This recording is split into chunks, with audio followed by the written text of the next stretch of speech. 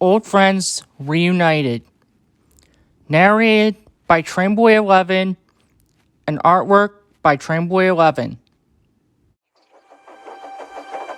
Aiden, the Louisville and Nashville Pacific engine, was heading back home through California, straight back to the sheds after a long day in Los Angeles.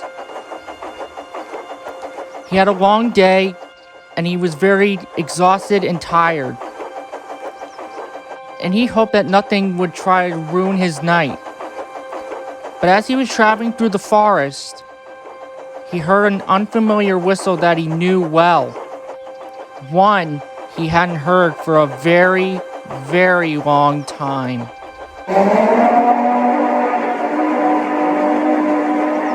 Wait a minute. I think I heard that whistle before, and... It's good to see you again, Aiden, old friend. That voice! Who are you? Show yourself! The whistle was heard again, and appearing right in front of Aiden was an E3 Challenger locomotive.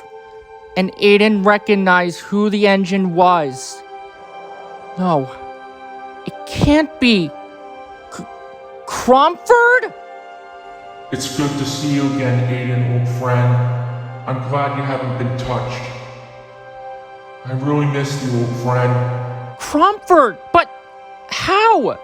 What is this? How are you standing right in front of me? You're dead. I am dead, old friend. I wish I could have said a proper goodbye to you. But now that I'm here, I thought I wanted to say hello to you again. It's been years since we last spoke to each other, Aiden. Remember when Mr. Campton was shot by Mr. Wester? He was nothing but a corrupted, evil psychopath. And I hated him, and what I said to him really made him freeze in his tracks. And I think Mr. Western finished him off, and I say he deserved it. And I know that you feel a little bit responsible for my accident, but it's not your fault or anyone else's. And I know that you still miss me, but that accident was years ago. And Aiden, I know that you miss me, but I'm still watching over you. And I know that my smoke box was crushed when I ran into the back of that freight train. I was out of control.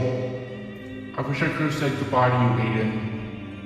You, Dave and Marianne, Clinchfield, Sabrina, Jessica, and Belle were good friends to me. And those engines that mistreated you and your friends, I scolded them, and I believe that Clinchfield and his sisters had given them what they deserved.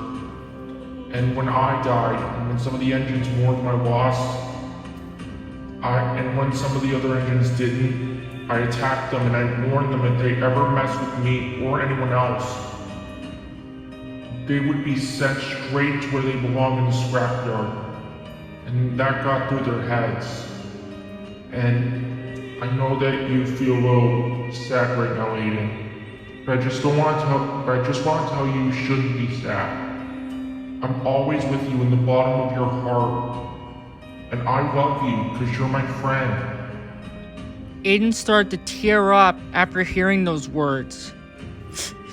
Cromford, I don't want you to go. You're my friend.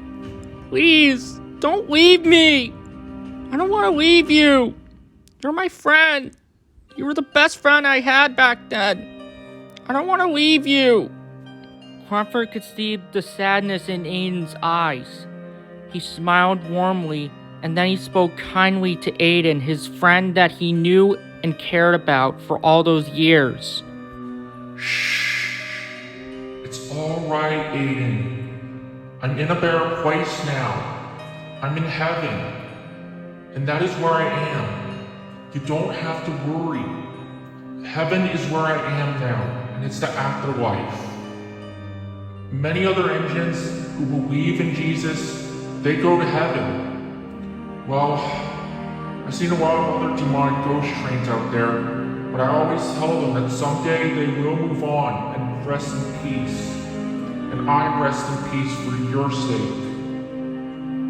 And Aiden, before I go, I just want to tell you, your designer made you special, and God made you special, because he loves you very much, the same way I did for you. And do it for your old girlfriend Emma, and do it for me. And I love you as my friend, my good friend, who cares about me and always had a good time with me. And I will always remember you in the bottom of my heart, Aiden. And I will miss you, Aiden Rogers. I have to go now. Goodbye, Aiden. I will remember you. Farewell, Aiden. Cromford shut his eyes and blew his whistle loud and long. As blue steam enveloped around Cromford, Aiden watched his friend vanish into the blue smoke until he was no longer standing in front of him. Aiden called out for Cromford, but Cromford didn't come. Aiden was heartbroken. Cromford, please, don't leave me. No, please, don't. Upset and heartbroken, Aiden headed back to the sheds to tell his friends about his encounter with Cromford's ghost. But little did Aiden know, this wouldn't be the last time he saw his old friend's ghost. And he knew that Mr. Campton would return for revenge and get rid of Clinchfield and his two sisters. But however, Cromford will be in the way to prevent Mr. Campton from doing that, and prevent Mr. Campton from killing Clinchfield, Sabrina, and Jessica. And I'm happy that Cromford is doing Aiden a favor protecting him and his friends on the railroad. I really think that Cromford is doing a good thing for his old friend Aiden.